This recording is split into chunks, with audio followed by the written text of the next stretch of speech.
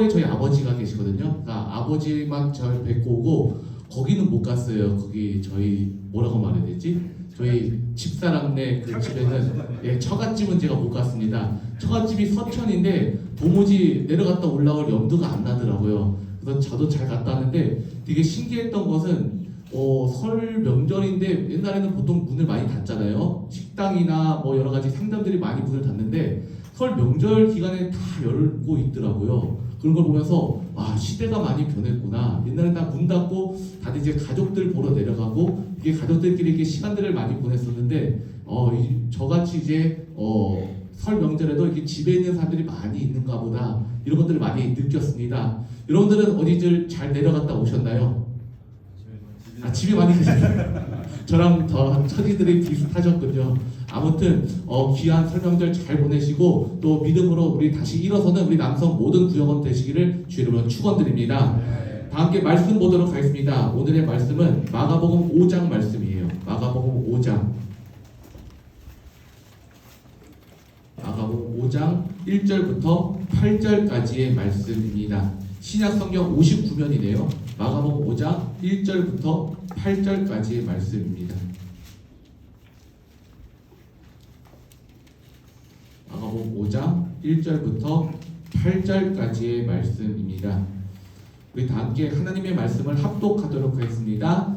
예수께서 바다 건너편 거라사인의 지방에 이르러 배에서 나오심에 곧 더러운 귀신 들린 사람이 무덤 사이에서 나와 예수를 만나다 그 사람은 무덤 사이에 거처하는데 이제는 아무나 쇠사슬로도 맬 수 없게 되었으니 이는 여러 번 고랑과 쇠사슬에 매었어도 쇠사슬을 끊고 고랑을 깨뜨렸음이러라. 그리하여 아무도 저를 제어할 힘이 없는지라. 밤낮 무덤 사이에서나 산에서나 늘 소리를 지르며 돌로 제 몸을 상하고 있었더라. 그가 멀리서 예수를 보고 달려와 전하며 큰 소리로 부르짖어 가로되 지극히 높으신 하나님의 아들 예수여 나와 당신과 무슨 상관이 있나이까. 원컨대 하나님 앞에 맹세하고 나를 괴롭게 마옵소서 하니 이는 예수께서 이미 저에게 이르시기를 더러운 귀신아 그 사람에게서 나오라 하셨음이라. 아멘. 오늘 우리 남성 단합 예배 가운데 예수의 이름으로 승리합시다 라는 제목으로 말씀의 은혜를 나누고자 합니다. 오늘 이 예배에 나오신 모든 우리 남성 구역원들 우리 모두에게 하나님의 말씀을 깨닫는 지혜와 하나님의 은혜가 임하실 줄로 믿습니다. 오늘 우리에게 주시는 마가복음 5장 말씀은요, 거라사에 귀신 들린 사람을 온전케 하시는 예수님의 사랑과 은혜를 바라볼 수 있게 만들어줍니다. 모든 만물을 창조하시고 다스리시는 예수님은요, 이 귀신 들린 사람, 거라사 지방에 귀신 들린 이 한 사람을 찾아서 거친 바다를 건너서 가십니다. 그리고 그의 영혼을 구해 주십니다. 마가복음 5장 1절 말씀 제가 다시 한번 읽어드릴게요. 예수께서 바다 건너편 거라사인의 지방에 이르러. 여기서 예수님이 바다를 건너 가셨다라는 말이 나오는데 바다를 건넜다라는 것은요, 갈릴리 호수를 건넌 것을 말하는 것이에요. 이 갈릴리 호수가 워낙에 넓고 크다 보니까 이 지역 사람들은 갈릴리 호수를 바다라고 불렀던 것 같습니다. 그런데 이 바다를 건너 가셔서 거라사인의 지방에 예수님이 들어가셨어요. 왜 이 지방에 들어가셨는가? 2절에 나와요. 제가 읽어드릴게요. 배에서 나오심에 곧 더러운 귀신 들린 사람이 무덤 사이에서 나와 예수를 만나다. 예수님은 왜 거라사인의 지방에 들어가셨는가? 바로 이 귀신 들린 사람을 만나러 들어가셨다라는 것이에요. 이 험한 바다를 건너가셔서 거라사인의 지방에 들어가셨던 것입니다. 이것이 바로 예수님의 관심이에요. 복음이신 예수님은요, 한 사람, 그것도 이 더러운 귀신 들린 사람, 이 한 사람을 살리기 위해서 바다 건너 가셨던 것입니다. 그래서 그 사람의 몸과 영혼을 깨끗하게 만들고 하나님께로 돌이키게 만드는 것, 그것이 바로 복음이신 예수님의 관심이다라는 것이에요. 여기에 보면은 귀신 들린 사람이 나옵니다. 우리 흔히 귀신이라고 생각하면 어떤 생각이 드십니까? 무섭다, 두렵다라는 생각 드시지 않습니까? 우리가 귀신이라고 하면은 무섭고 두렵다라는 개념을 가지고 있어요. 그런데 성경이 말하고 있는 귀신은요, 무섭고 두려운 존재가 아니라 더러운 존재입니다. 왜 더러운가? 예수님을 알아요. 예수님이 하나님의 아들이심도 알고 예수님이 메시아로 이 땅 가운데 오신 것도 아는데 그분을 섬기지를 않는 것이에요. 그분을 내 영혼의 구원자로 모시지를 않는다라는 것이에요. 그러니까 더러운 귀신이다라는 것이에요. 여러분, 인생이 더러운가? 인생이 고귀한가? 이 차이는 어디서 발생하게 되는가? 바로 예수님께 내 인생을 맡기는가? 내 인생을 맡기지 못하느냐? 여기에 달려 있다라는 것이에요. 여러분, 귀신을 무서워하지 마시기를 바랍니다. 전설의 고향이나 이 귀신 영화에서 우리에게 잘못된 귀신관을 심겨줬어요. 저도 한동안 이 무서운 귀신에 속아 있었거든요.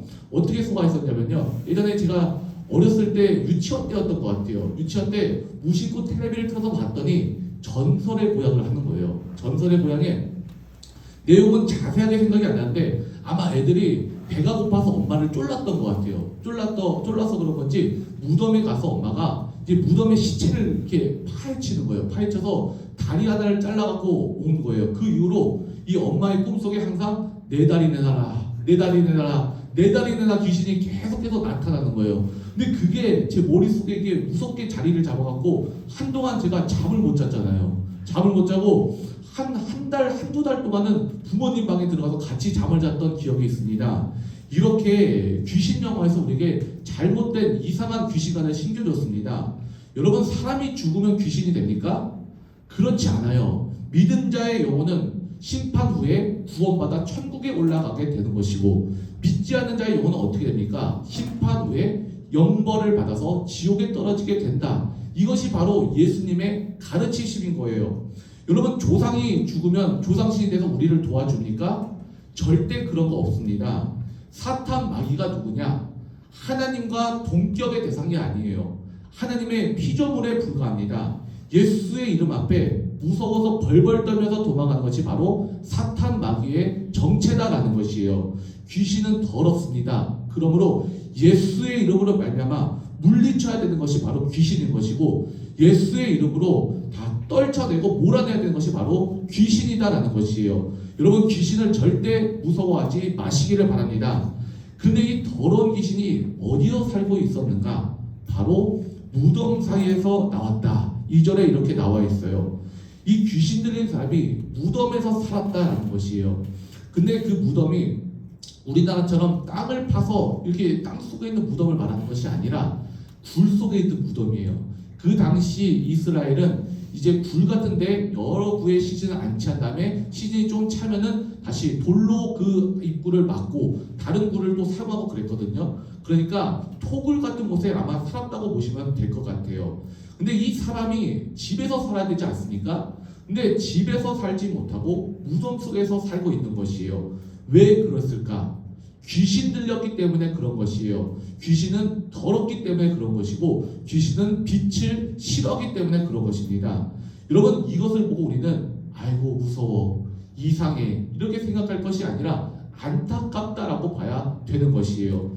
왜 사람이 집에서 살아야지 무덤에서 살아갑니까? 귀신은요, 이렇게 사람이 있어야 할 곳에 있지 못하게 만드는 더러운 존재가 바로 귀신이다라는 것이에요. 그래서 예수님께서는 이 더러운 귀신으로부터 이 사람을 해방시키시기 위해서 바다를 건너서 가셨던 것이에요. 여기서 우리는 질문 하나를 던질 수가 있습니다. 어떤 질문인가? 예수님은 이 당시에 병도 고쳐주시고 천국 복음도 전파하시고 율법도 자세하게 알려주시고 오병이어 사건도 이미 일으켜주셨고 굉장히 알려지신 분이셨어요. 그럼에도 불구하고 이 거라사 지방에서는요, 아무도 예수님을 맞이하러 온 사람이 없었다라는 것이에요. 이 귀신 들린 사람, 이 한 사람 빼고는요, 맞이하러 온 사람이 없었다라는 것입니다. 왜 그랬을까? 이 거라사 지방에는 왜 예수님을 맞이온 사람이 귀신 들린 사람 빼고는 왜 한 사람도 없었을까? 이것이 바로 첫 번째 질문입니다. 이 질문은 나중에 제가 답해 드리도록 할게요. 여러 가지 질문들이 있거든요. 이런 것들을 좀 잘 적어 놓으셨다가 나중에 답해 드릴 때 이것을 해결 받으시기를 바랍니다. 3절부터 4절 이어서 말씀드릴게요. 3절 4절 제가 읽어 드리겠습니다. 그 사람은 무덤 사이에 거처하는데 이제는 아무나 쇠사슬로 맬 수 없게 되었으니 이는 여러 번 고랑과 쇠사슬에 메었어도 쇠사슬을 끊고 고랑을 깨뜨렸음이러라. 그리하여 아무도 저를 제어할 힘이 없는지라. 여러분, 귀신이 왜 들릴까요? 영적으로 강한 사람은요, 또 성령으로 충만한 사람은요, 귀신 들리지 않습니다. 예수의 능력으로 말미암아 한 길로 왔다가 7길로 도망가게 되더라라는 것이에요. 근데 귀신 들리면요, 성령의 지배를 받는 것이 아니라 영적으로 약해져서 귀신의 지배를 받고 귀신이 시키는 대로 하는 것이에요. 여기서 이상한 것이 또 하나 있습니다. 그것이 무엇이냐면요, 이 지역 사람들은요, 이 사람에게 들린 귀신을 몰아내지 않고, 왜 치유하지 않고, 이 사람을 보호하지 않고, 왜 쇠사슬과 고랑에만 메어 두었을까? 이렇게나 이 사람이 악하고 위험한 사람이었던 건가? 5절의 말씀에 보면 그렇지 않아요. 제가 읽어드릴게요. 밤낮 무덤 사이에서나 산에서나 늘 소리를 지르며 돌로 제 몸을 상하고 있었더라. 이 사람이요, 그렇게 위험한 사람이 아닙니다. 그냥 산과 들로 뛰어다니면서 소리를 지르고요, 자기 몸을 자위할 뿐이었어요. 그런데 왜 이런 불쌍한 사람을 왜 쇠사슬과 고랑으로 메어 두었을까? 이것이 바로 두 번째 의문점이에요. 두 번째 질문입니다. 이어서 6절부터 7절 제가 읽어드릴게요. 그가 멀리서 예수를 보고 달려와 절하며 큰 소리로 부르짖어 가로되 지극히 높으신 하나님의 아들 예수여, 나와 당신과 무슨 상관이 있나이까? 원컨대 하나님 앞에 맹세하고 나를 괴롭기에 마옵소서 하니. 하나님이 누군지 알아요. 하나님을 알긴 하는데 도대체 나와 무슨 상관이 있습니까? 상관이 없다라는 것이에요. 이게 더러운 귀신이 하는 일이거든요. 예수님과 멀어지게 만들고 예수님과 떨어뜨리게 만드는 거, 이것이 바로 더러운 귀신이 하는 일이다라는 것이에요. 왜 우리가 예수님과 상관이 없습니까? 우리를 십자가를 지심으로 말미암아 죄 가운데 구원해 주시고 다시 영광의 자리에 올리기 위해서 부활의 영광을 우리에게 허락하시지 않았습니까? 하나님 자녀 삼아 주시기 위해 이 땅 가운데 내려오신 메시아 예수님이신데 왜 우리와 예수님이 상관이 없습니까? 그런데요, 자꾸만 예수님이 상관이 없어, 이렇게 믿게 만드는 것이 바로 더러운 귀신이 하는 일이고 더러운 귀신이 하는 술책이다라는 것이에요. 그리고 예수님께 말하기를 어떻게 이야기하는가? 나를 좀 괴롭히지 말아달라고 이야기를 합니다. 그런데 이 상황이요, 예수님이 이 사람을 왜 찾아오신 겁니까? 이 사람을 구원하시기 위해서 오신 것입니까? 아니면 이 사람을 괴롭히기 위해서 오신 것입니까? 바로 이 사람을 구원해 주시기 위해서 오신 거 아닙니까? 그런데요, 나를 구원하러 오신 예수님이 나를 괴롭힌다라고 생각해요. 이 거짓의 영에 뒤집어 씌워서 이렇게 속게 만드는 것, 이것이 바로 더러운 귀신이 하는 일이다라는 것이에요. 여러분, 귀신은 어떤 존재입니까? 예수님 앞에, 그 말씀 앞에는요, 아무런 힘도 못 쓰고 벌벌 떨면 도망가는 것이 바로 귀신의 존재다라는 것이에요. 예수님이 말씀만 하시면요, 그대로 힘없이 쫓겨나 버리는 것이 바로 귀신이다라는 것입니다. 중요한 것은 뭐냐? 이 귀신이 하는 방법이 예수님 앞에 서지 못하게 만들어버리고 예수님과 상관없는 사람으로 몰고 나가는 이 귀신의 속삭임이 무서운 것이다 라는 것이에요. 귀신의 속삭임에 속지 마시기를 바랍니다. 이것을 기억하시고요, 예수님 앞에 언제나 내 자신을 내어 보이시기를 바랍니다. 예수님은 나와 상관이 있으신 분이시다. 예수님은 나를 괴로운 상황에서 건져주시는 분이시다. 예수님은 나를 구원하시는 분이시다. 예수님은 나에게 생명을 주시는 분이시다. 끊임없이 선포하시고 고백하시기를 바랍니다. 이게 바로 믿음이에요. 이것이 바로 예수님이 우리에게 주시는 복음입니다. 예수님은 어떤 분이신가? 계속해서 말씀 보겠습니다. 8절 제가 읽어드릴게요. 이는 예수께서 이미 저에게 이르시기를 더러운 귀신아 그 사람에게서 나오라 하셨음이라. 아멘. 예수님은 분명하게 말씀하십니다. 더러운 귀신아 그 사람에게서 나와라. 귀신은 더러운 존재예요. 그리고 더러운 귀신은 쫓아내야 될 대상인 것입니다. 예수님은 그 사람을 자유케 하려고 오셨던 것이에요. 귀신을 물리치시고 잃어버린 하나님의 형상을 회복해 하시기 위해서 이 사람에게 찾아오신 것입니다. 그래서 예수님은 그 안에 있는 더럽고 추악하고 악한 영에게 이렇게 명령하시는 것이에요. 너 나가. 이렇게 명령하십니다. 9절 함께 한번 읽어볼까요? 9절입니다. 이에 물으시되 내 이름이 무엇이냐? 가로되 내 이름은 군대니 우리가 많음이니이다 하고, 예수님은 이 마귀의 정체를 물어보세요. 네 이름이 무엇이나, 이렇게 정체를 물어보시는 거예요. 그러니까 뭐라고 대답합니까? 내 이름은 군대니 우리가 많음이니이다. 이 당시 군대라는 말의 뜻은 레기온이라는 단어를 썼거든요. 로마의 군대 단위를 말하는 것이에요. 6천 명의 군대 단위를 말하는 거거든요. 그러니까 우리나라로 따지면은 연대가 몇 명이죠? 연대 정도 되나요? 사단은 좀 많지 않아요? 몇만 명 되지 않아요? 사단은? 아마 연대 정도 되지 않을까 싶습니다. 그러니까 로마 군대단이 6천 명을 말하고 있는 것입니다. 그러니까 이 사람 속에 들어간 군대 귀신이 6천 정도나 될 정도로 많이 들어가 있다는 것을 말하고 있는 것이에요. 여기서 세 번째 질문이 나올 수 있습니다. 세 번째 질문은 뭐냐?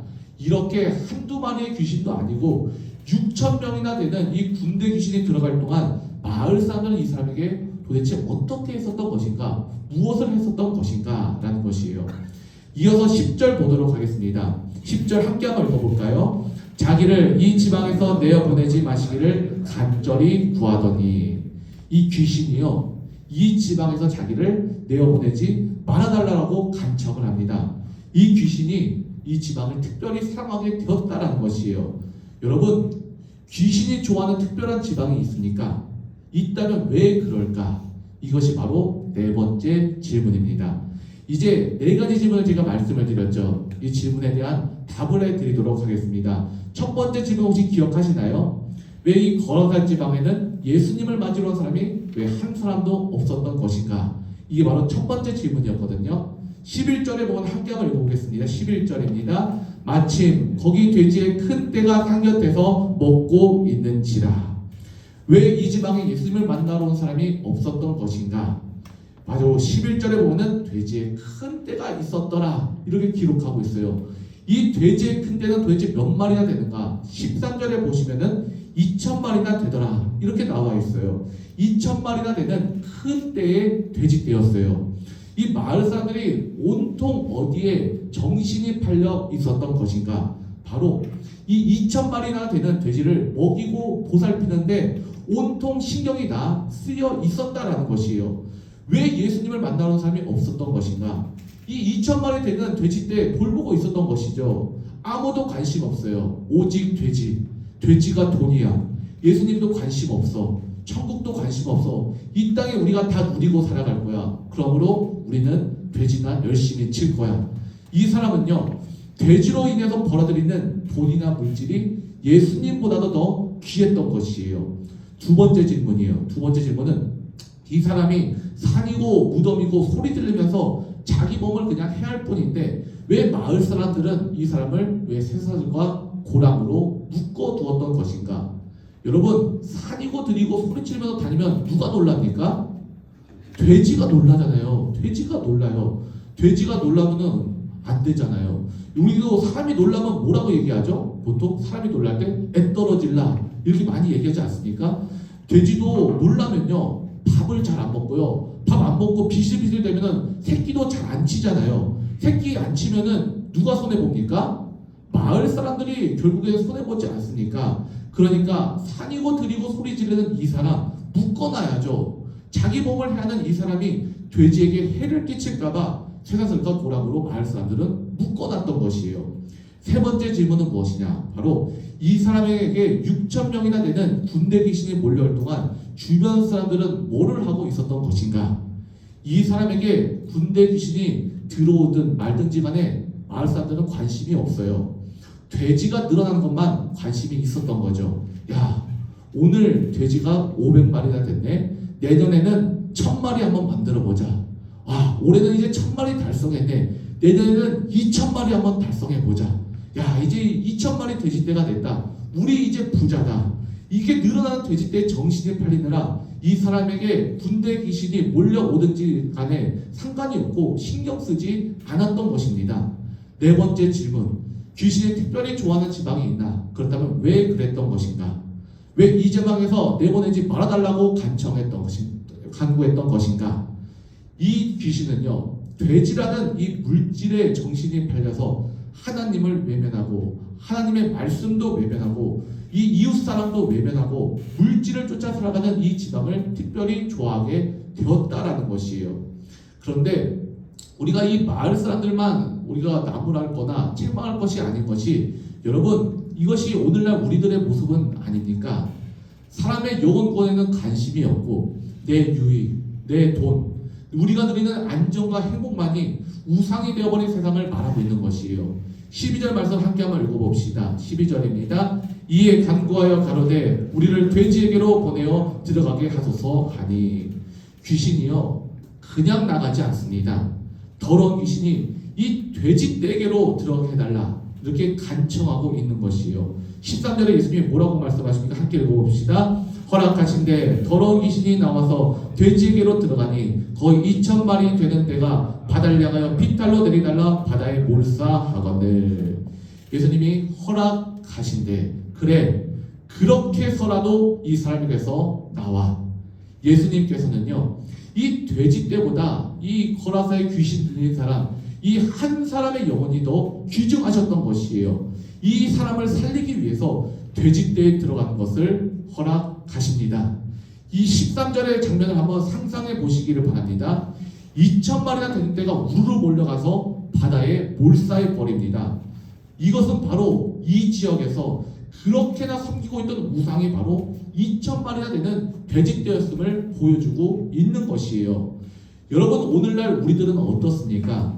오늘날 우리 영혼은 어디에 흔들리고 계십니까? 우리는 또 어디에 사로잡혀 살고 계십니까? 우리 영혼을 구원하시고 우리 삶을 인도하시는 하나님만 의지하시기를 바랍니다. 하나님만 붙드시기를 바랍니다. 그럼 어떻게 하나님을 의지할 수 있겠는가? 하나님만 붙들고 살 수 있겠는가? 하나님께 우리가 기도하는 것밖에 방법이 없지 않습니까?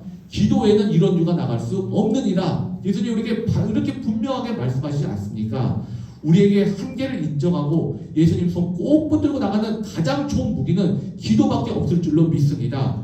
기도로 붙들고 하나님 의지하며 가는 것이에요. 하나님 도와주세요. 하나님 우리 궁일하게 주세요. 하나님 불쌍히 여겨 주세요. 하나님 이 더러운 귀신들 예수의 능력으로 물러나게 하여 주세요. 이렇게 우리가 기도로 간구하며 나가는 것입니다. 그러면 어떻게 기도하며 나갈 수 있는가? 예수님이 친절하게 우리에게 기도하는 방법 알려주시지 않습니까? 누가복음 11장 1절부터 4절에 나왔는데 우리 주유한이가 함께 한번 읽어보도록 합시다. 누가복음 11장 1절부터 4절 말씀이에요. 누가복음 11장 1절부터 4절입니다. 신약성경 1112네요. 111면입니다. 누가복음 11장 1절부터 4절까지입니다. 예수님이 우리에게 어떻게 기도해야 되는가를 우리에게 알려주고 계십니다. 누가복음 11장 1절부터 4절 111면입니다. 신약성경. 그럼 어떻게 기도할 수 있겠는가? 11장 1절부터 4절까지 한번 읽어보겠습니다. 예수께서 한 곳에서 기도하시고 마치심에 제자 중 하나가 여짜오되 주여 요한이 자기 제자들에게 기도를 가르친 것과 같이 우리에게도 가르쳐 주옵소서. 예수께서 이르시되 너희는 기도할 때 이렇게 하라. 아버지여 이름이 거룩히 여김을 받으시며 나라에 임하옵시며 우리에게 날마다 일용할 양식을 주옵시고 우리가 우리에게 죄 지은 모든 사람을 용서하니 우리 죄도 사하여 주옵시고 우리를 시험에 들게 하지 마옵소서 하라. 아멘. 우리가 그럼 어떻게 기도하면 될까? 예수님이 직접 우리에게 기도의 방법을 알려주셨습니다. 바로 누가복음 11장 1절부터 4절까지의 말씀에 너희는 기도할 때 이렇게 기도하라 이렇게 말씀하시면서 예수님이 제자들에게 기도하는 방법에 대해서 알려주고 계십니다. 그런데요, 예수님이 제자들에게만 알려준 것이 아니라 오늘날 성경 말씀을 보고 있는 우리들에게도 이렇게 기도해야 된다 하면서 알려주고 계신 것이에요. 예수님 기도가 필요합니다 말하고 있는 자들에게 예수님은 뭐라고 말씀하시는가? 2절 제가 다시 한번 읽어드릴게요. 예수께서 이르시되 너희는 기도할 때 이렇게 하라. 아버지여 이름이 거룩히 여김을 받으시오며 나라에 임하시오며. 야, 너희들 내 제자라고 하면서 말이지 아직도 기도도 못해? 이렇게 하신 것이 아니죠. 너희는 기도할 때 이렇게 해라. 마치 초등학교에 가입학한 아이들에게 얘들아 학교 생활은 어떻게 하면 되냐 말이지 이렇게 설명해 주는 것처럼 또 어린아이들에게 가나다라를 말해주는 것처럼 이렇게 기도해야 된다. 이렇게 기도를 알려주고 계신 것이죠. 그래서 예수님이 11장 2절부터 알려주신 기도가 우리가 예배 마칠 때 흔히들 많이 기도하잖아요. 주기도문이에요. 아버지여 이름이 거룩히 여김을 받으시오며 나라에 임하시오며, 이렇게 찬양과 영광을 먼저 올려드리죠. 기도의 대상이 누구냐? 우리 찬양받으실 기도의 대상이 누구시냐? 바로 아버지시다라는 것이에요. 아버지가 누굽니까? 아버지는요, 가장 우리에게 가까우면서도 신뢰할 만한 대상, 가장 믿음직할 만한 대상이 바로 아버지시다라는 것이에요. 여러분, 하나님을 아버지라고 부르는 종교가 아마 기독교밖에 없을 것입니다. 누가 감히 신을 아버지라고 부릅니까? 이게 어마어마한 특권이거든요. 그런데 예수님이 우리에게 알려주신 것이에요. 하나님을 부르짖으며 기도할 땐 아버지라고 너희들 불러라. 기도할 때는 아버지라고 부르면서 가장 가깝고 가장 의지할 만한 대상으로 그렇게 하나님을 아버지라고 경험하면서 하나님을 불러서 기도해라. 이렇게 알려주고 계신 것이에요. 그러니까 우리의 신앙의 궁극적인 토대가 무엇이냐? 바로 하나님 아버지시다라는 것입니다. 여러분, 하나님이 아버지가 안 되면요, 우리의 기도는요 의미가 없는 것이에요. 하나님은 그저 저기 멀리 떨어져 있는 우주의 창조자시고요, 그냥 뒷짐지고 멀리 멀뚱멀뚱 서 계신 신이시면요 우리에게 기도가 어떤 의미가 있겠습니까? 그런데 하나님은 우리의 기도를 들어주시는 아버지시다. 하나님은 내 마음을 누구보다 잘 알고 계시는 아버지시다.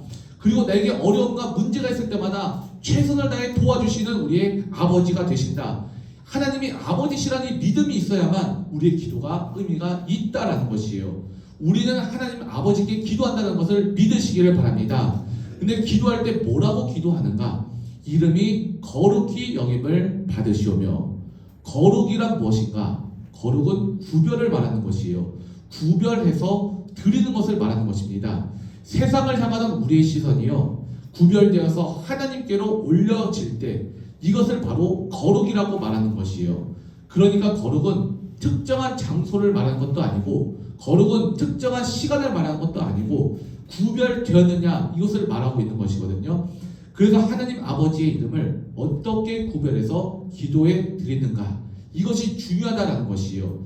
내 욕망을 채우고 내 이익을 채우는데 우리가 하나님의 이름을 갖다 붙일 때가 너무나도 많이 있거든요. 그것은 거룩이 아니에요.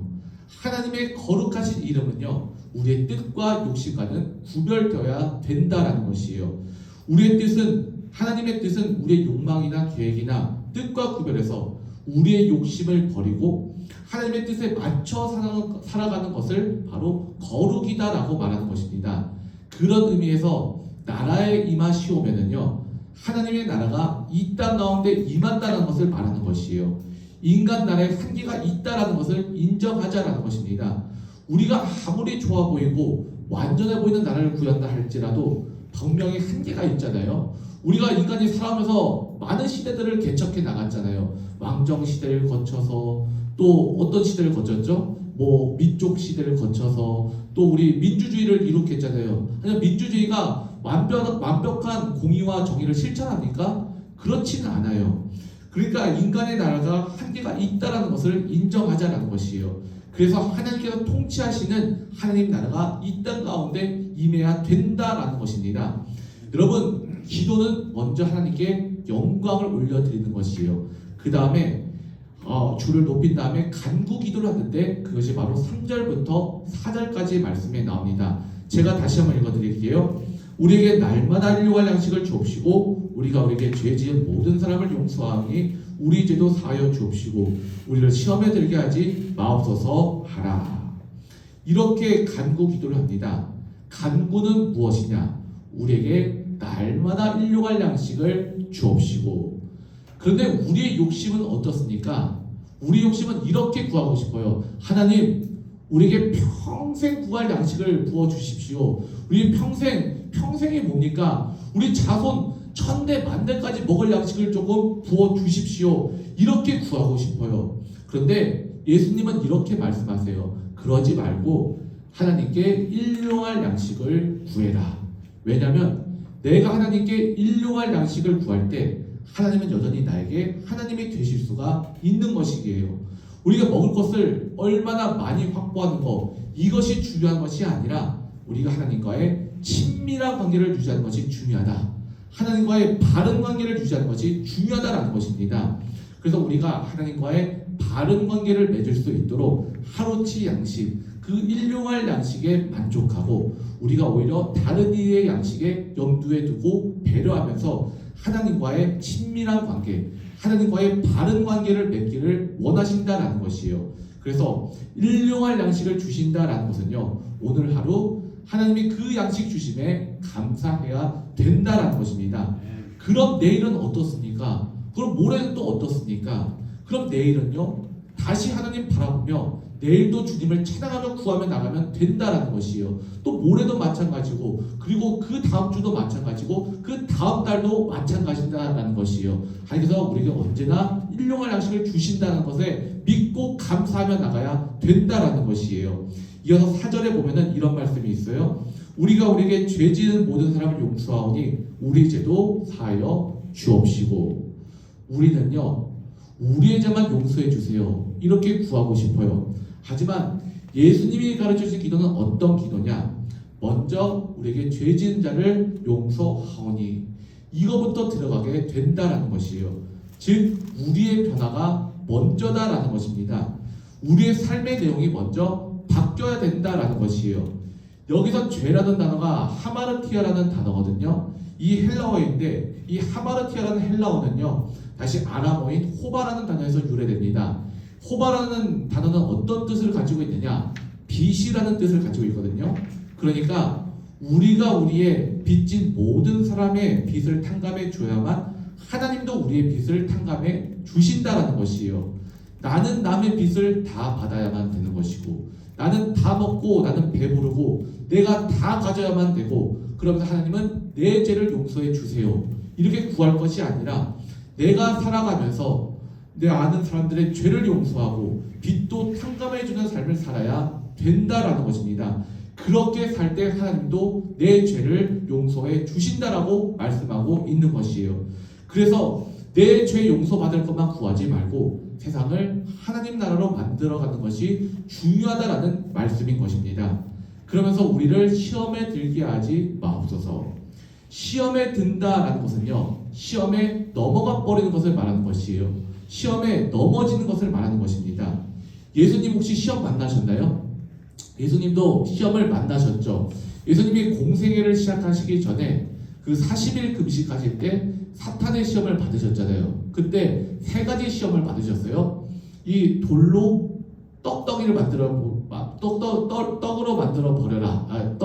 이거 발음이 안 되죠. 돌을 떡으로 만들어 봐라, 이렇게 유혹을 먼저 했었고, 그 다음에 높은 곳에서 한번 뛰어내려 봐라, 이렇게 또 유혹을 했었고, 또 나에게 절해봐라, 이렇게 유혹을 했을 때 예수님은 어떻게 하셨습니까? 하나님의 말씀으로 승리하지 않으셨습니까? 그러니까 예수님도 시험을 만나셨어요. 시험을 만나셨지만 하나님의 말씀으로 승리하셨다라는 것이에요. 그러니 우리 인간들도 시험을 피할 수 없어요. 시험을 만납니다. 시험을 만날지라도 거기에 넘어지지 않는 삶을 살게 하여 주옵소서라는 것이요. 시험에 굴복되지 않는 삶을 살게 하여 주옵소서라는 기도를 간구해라라는 것입니다. 이것이 바로 예수님이 우리에게 가르쳐 주신 기도의 내용인 것이에요. 항상 너희는 기도할 때 이렇게 기도해야 된다라는 것입니다. 이렇게 기도로 하나님의 영광 올려드리고 간구함으로 하나님 붙잡고 하나님 의지하고 이렇게 사시는 우리 모든 남성 구역원들 되시기를 바랍니다. 하나님이 반드시 도와주실 것입니다. 하나님이 건강을 회복해 주시며 자녀들을 잘되게 하여 주시며 우리를 괴롭히는 더러운 귀신들을 다 물리쳐 줄 줄로 믿으시기를 바랍니다. 오늘 말씀을 마무리하도록 하겠습니다. 오늘 말씀에 보면은 거라사 광인이 나와요. 처음에는요, 이 거라사에 귀신 들린 사람이 미친 사람인 줄 알았어요. 그런데 정말 미친 것은요, 그 사람이 아니에요. 그럼 더 미친 사람은 누구냐?